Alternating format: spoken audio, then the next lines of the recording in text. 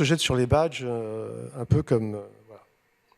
Bon, après, quelque part, peu importe si les motivations sont les bonnes ou les mauvaises, si ça peut contribuer au développement des badges, pourquoi pas. Le but, c'est pas juste de recenser pour recenser, c'est de tirer les enseignements à la fois positifs et négatifs des expériences en cours et de les rassembler pour le point d'après, c'est proposer un plan d'action. Un plan d'action qui serait en partie porté par les acteurs eux-mêmes, mais aussi qui fera appel aux pouvoirs publics, puisque l'idée c'est aussi d'aller voir les pouvoirs publics et de leur montrer une initiative coordonnée et de solliciter potentiellement leur appui pour ça, parce qu'à un moment, il va quand même bien falloir une intervention des pouvoirs publics, mais un des éléments essentiels de cette initiative, c'est le comité des acteurs des badges. C'est les acteurs eux-mêmes qui s'organisent pour promouvoir les badges. Voilà, et puis à terme, parce que il serait logique aussi de produire des outils pour les utilisateurs ou futurs utilisateurs, donc des guides pratiques, une boîte à outils, mais ça sera dans un deuxième temps. La priorité, là, au cours des 6 prochains mois, ça sera la cartographie, les enseignements d'initiative, le programme d'action. Alors, qui voyons-nous, qui envisageons-nous comme composition? On a pensé à 3 collèges.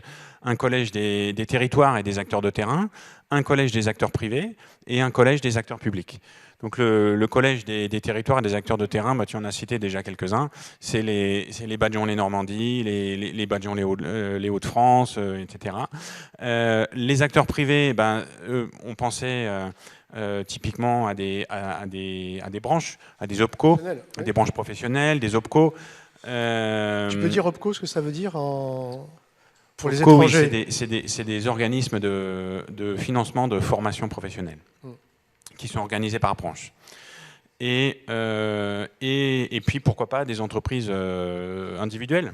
Il n'y en a malheureusement pas tant que ça encore aujourd'hui qui déploient des badges, et donc c'est bien de s'appuyer sur leur expérience pour avancer. Et puis le dernier collège, c'est celui des acteurs publics. Donc il serait logique d'avoir France Travail, d'avoir la Caisse des dépôts, d'avoir le ministère de l'Enseignement supérieur, le ministère de l'Éducation nationale, qui soit aussi dans la boucle de ce collège. Voilà. Et comme c'est une initiative qui est portée conjointement par Reconnaître et Hashtag le plus important, nous aurions 2 co-animateurs, donc le président Ravet en personne, et puis Sylvie Ténier, malheureusement qui n'a pas pu venir aujourd'hui, mais qui dirige le pôle numérique et compétences d'Hashtag le plus important et qui porte nos travaux sur les badges depuis 4-5 ans maintenant. Voilà. Donc quelles sont les prochaines étapes? On va faire une réunion de lancement le 6 décembre, mardi 6 décembre, 16h à 18h. Ensuite, on aura un rythme de travail mensuel tous les mardis, premier mardi du mois. L'idée, c'est au sein du comité d'avoir des groupes de travail sur des thèmes spécifiques. Donc, par exemple, un qui travaillerait sur le recensement, un autre sur les enseignements, un autre sur le plan d'action. L'UHFP 2023 a pour thème les universités d'hiver de la formation professionnelle qui auront lieu fin janvier à Cannes, qui sont organisées par l'organisme Centre Info, ont pour thème cette année la valorisation des expériences, des expertises et des expériences. Donc c'est en plein dans le thème des badges, d'où l'idée, nous étions déjà intervenus il y a 2 ans, d'où l'idée de revenir à ces universités d'hiver et de faire un premier point d'étape, même si on n'aura pas forcément beaucoup avancé, pour parler de ce comité des acteurs et pourquoi pas sensibiliser aussi de nouveaux acteurs qui seraient tentés de nous rejoindre. Et puis l'idée, c'est un scoop. On annonce déjà une partie du programme de EPIC 2023. De faire la restitution des travaux et notamment le plan d'action qui serait présenté à EPIC, sachant que potentiellement le calendrier pourrait être un peu avancé. Il faudrait qu'on discute de ça, mais c'est vrai que ce serait une opportunité. Et puis au mois de juin, les journées sont plus longues. Exact. Voilà. Je ne sais pas si tu voulais compléter avant qu'on échange avec la salle sur ce projet.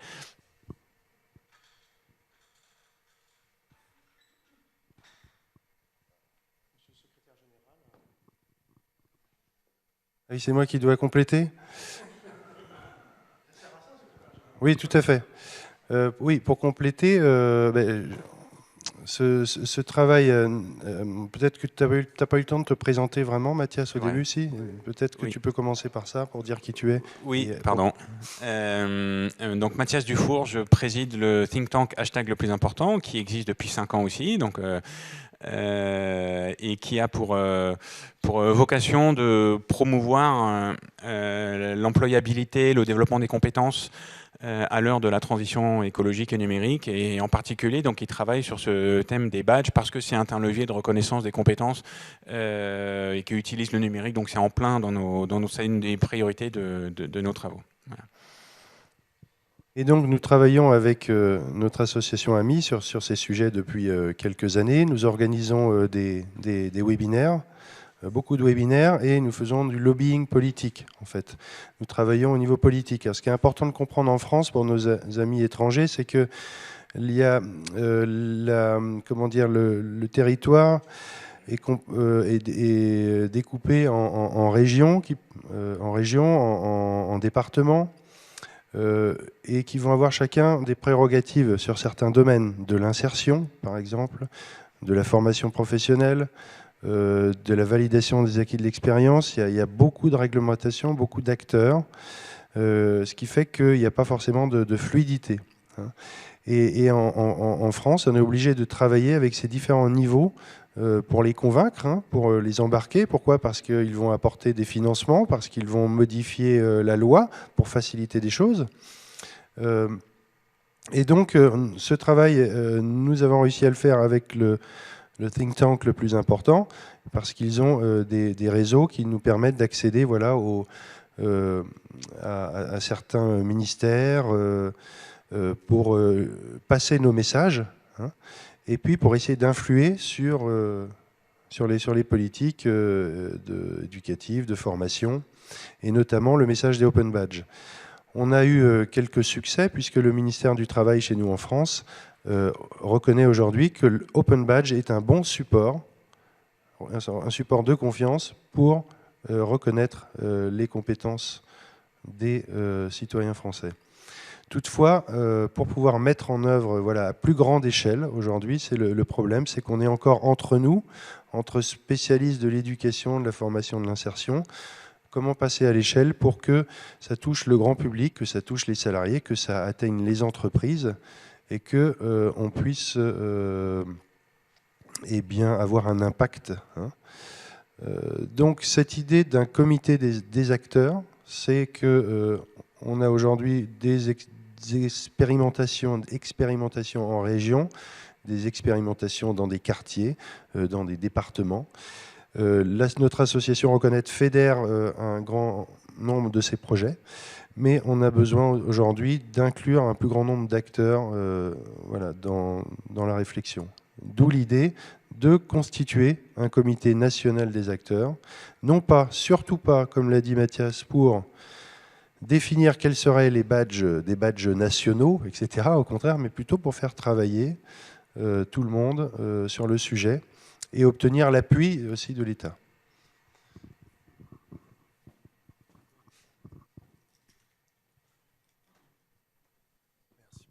Jérôme Gonzalez, cofondateur du LICA, qui est le laboratoire d'intelligence collective et artificielle. Et du coup, moi, cette initiative m'intéresse beaucoup. La question que je me pose, c'est il y a une dimension technologique dans la notion de badge et de reconnaissance. Et comment cette dimension va être prise en compte dans les travaux qui vont être menés? Il y a une dimension technologique, c'est clair. Donc, on créera certainement un groupe d'intérêt autour des questions technologiques, parce qu'il y a une question d'architecture. Quel type d'architecture on doit développer? Parce que quand on regarde les plateformes qui ont été développées jusqu'à présent autour des badges, ça reste sur des systèmes qui sont encore très sur le modèle des certificats et des diplômes. Et on a des certificats électroniques à la place d'avoir des certificats papier. Donc, par exemple, l'exploitation des métadonnées, tous les services, grosso modo, tous les services qu'on serait capable de bâtir à partir des badges restent encore à être inventés. On produit de la donnée, mais on ne sait pas exploiter cette donnée. Donc là, il y a un vrai travail aussi à faire en parallèle. Voilà, et je peux ajouter qu'en France, il y a un organisme qui s'appelle la Caisse des dépôts, qui est un opérateur de l'État, voilà, qui développe aujourd'hui un passeport de compétences. Nous avons essayé que ces compétences ne soient pas que des compétences certifiées, mais aussi peut-être ouvrir à ce passeport, en faire un passeport de reconnaissance qui puisse inclure d'autres formes de reconnaissance que les reconnaissances formelles. Mais c'est un travail voilà, difficile. Même en dehors simplement l'approche qui est celle de la Caisse des dépôts, par exemple, c'est encore une approche qui reste très individuelle, donc c'est mon passeport. Or, ce qu'on voit à travers les projets qui sont menés au niveau des territoires, c'est que la dimension collective, la dimension de la communauté de pratique, les lieux où se produisent la reconnaissance. Hein. On a des projets, par exemple, en Normandie avec le CIBC, donc le Centre interinstitutionnel des bilans de compétences, le labo CIBC à Caen, qui travaille justement sur cette idée, et à Évreux, sur cette idée de lieu de la reconnaissance. Donc c'est aussi une technologie. Les gens qui pensent les badges aujourd'hui, qu'on connaît pour la plupart, pensent les badges à la manière ancienne, encore à la manière du backpack de Mozilla en 2000, c'était en 2011. C'était en 2011. Donc la réflexion sur les technologies doit aller de pair avec la réflexion sur le développement des pratiques de reconnaissance. Donc quand on parle d'un comité des acteurs des badges, c'est parce que c'est plus facile aussi que de parler d'un comité des acteurs de la reconnaissance, parce que les badges, c'est un objet concret. D'ailleurs, pour une petite anecdote, c'est que lorsqu'on a créé Reconnaître, c'est posé la question de quel nom allait-on donner à reconnaître. Et on avait donc une discussion, peut-être qu'on devrait s'appeler l'Association française des Open Badges. C'était logique, on travaillait sur les badges, sauf que les badges, ça sert à quelque chose, ça sert à reconnaître. Et donc, on s'est mis d'accord sur le fait qu'on allait appeler notre association Reconnaître. Mais par ailleurs, Patrice Petiqueux, le frère de Philippe, avait créé Open Badge Info. Et c'était une très très bonne idée d'avoir toujours le mot Open Badge, parce que les gens connaissent la reconnaissance à travers les badges. Le badge est un objet concret.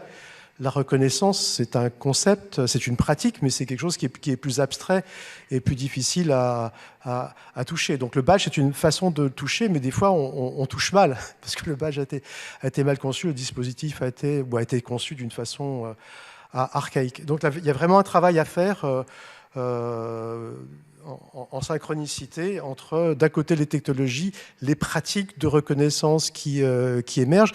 Et c'est clair que si on prend le passeport qui a été développé par la Caisse des dépôts et consignations, il reste sur un modèle complètement archaïque de la reconnaissance. C'est-à-dire que ça sert de dépôt pour des certificats qu'on a recueillis à droite et à gauche, et absolument pas dans l'idée qui est plutôt celle de reconnaître, de créer des pratiques émancipatrices de reconnaissance dans lesquelles ce sont des communautés de pratiques qui s'auto-organisent, et qui peuvent aller, y compris vers des reconnaissances formelles, comme le montrait y compris Suzanne tout à l'heure quand elle faisait le lien entre les Premières Nations d'Amérique qui demandaient aussi d'avoir une reconnaissance formelle.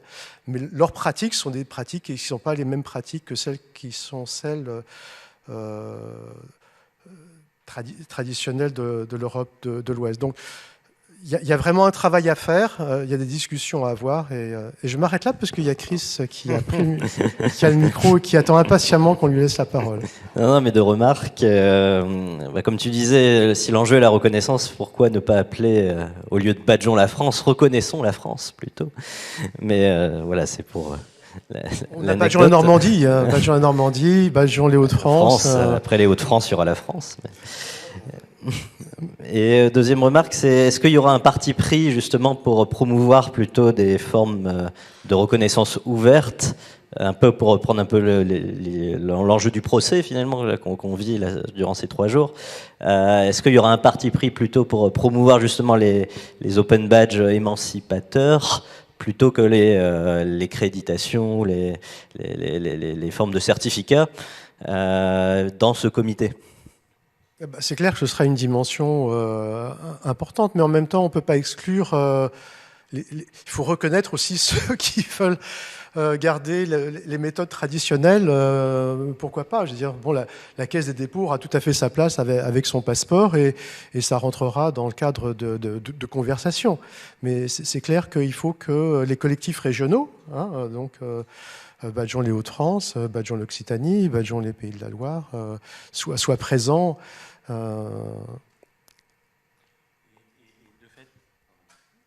Dès lors que c'est un mouvement collectif, on ne peut pas préempter les débats. Voilà. Et on va voir ce qui ressort des échanges. Bien sûr que des badges, une approche émancipatrice, a priori, est quand même plus attractive, mais il ne s'agit pas de jouer les uns contre les autres, mais de faire avancer la reconnaissance, comme tu l'as souligné toi-même, c'est la reconnaissance dans son ensemble qu'il s'agit de promouvoir.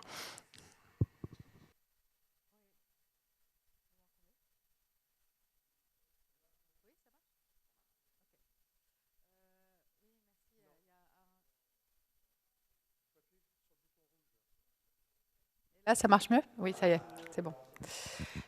Comme quoi, il faut réappuyer parfois sur le bouton rouge. Merci Serge. Donc, il y a un grand penseur des Open Badges qui s'appelle Serge Ravet qui nous a bien dit depuis des années quand le sage montre la reconnaissance, l'imbécile regarde l'Open Badge. Donc, je crois que l'essentiel est dans la reconnaissance. Après, l'Open Badge, c'est ce qui rend visible, ce qui permet de plus tard, un jour, travailler sur la donnée, etc. Et je crois que ce passeport orientation, formation, compétences, c'est le passeport dans lequel il est déjà prévu les liens pour simplement stocker effectivement le lien final. Mais ça n'empêche pas de travailler sur la reconnaissance et toutes sortes de pratiques. Parce que justement, comme c'est quelque chose qui sera vraiment à la main des personnes, eh ben, elles seront libres de mettre dans l'espace déjà réservé pour de tels liens, pour de tels verifiable credentials, ce qu'elles y voudront. Donc je crois qu'au contraire, on gagne en visibilité. En tout cas, c'est mon point de vue.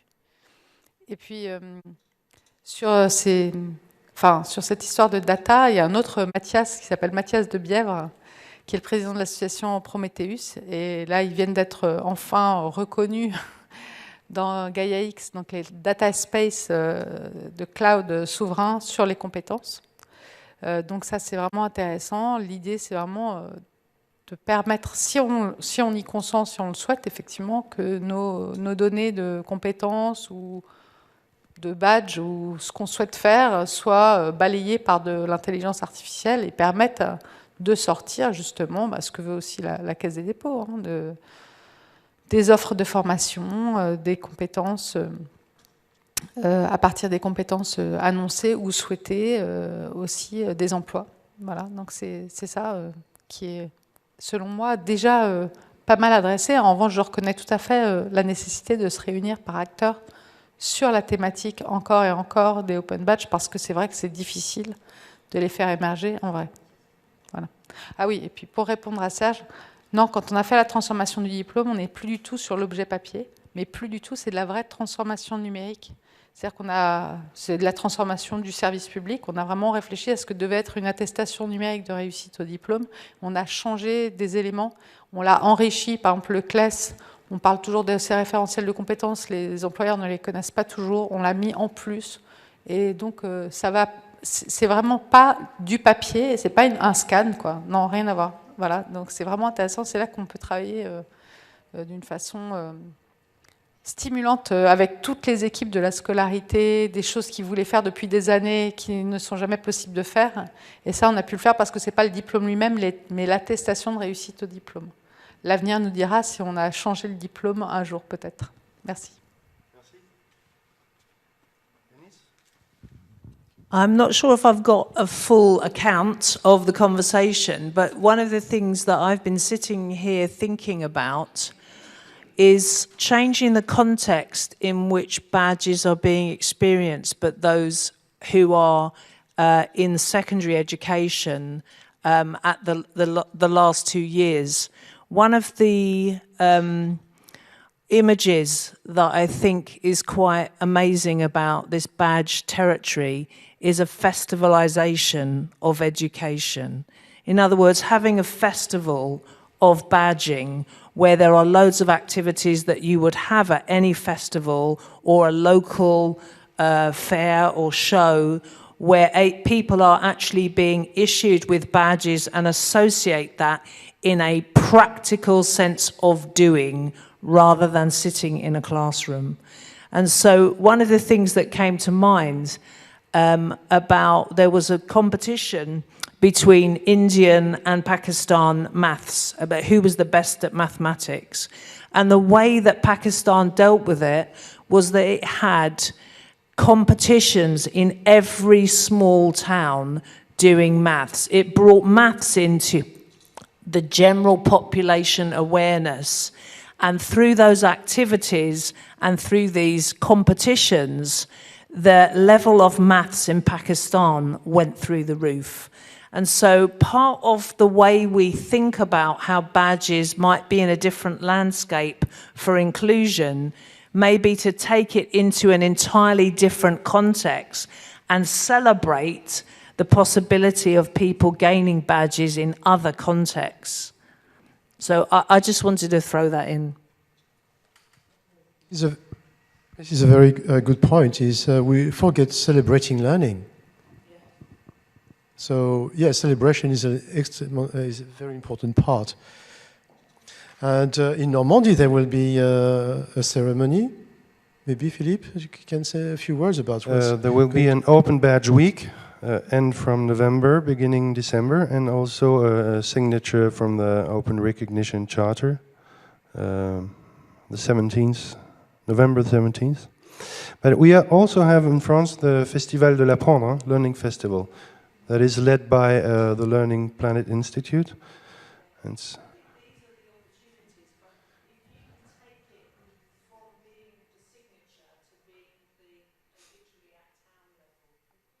yes.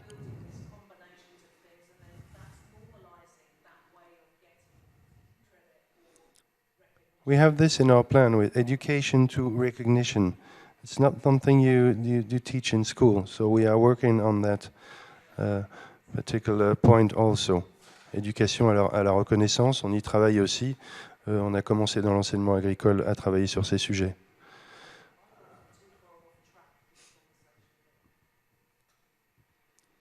Ok, est-ce qu'on a encore des questions, questions? Des suggestions, des interventions, suggestions. Des critiques.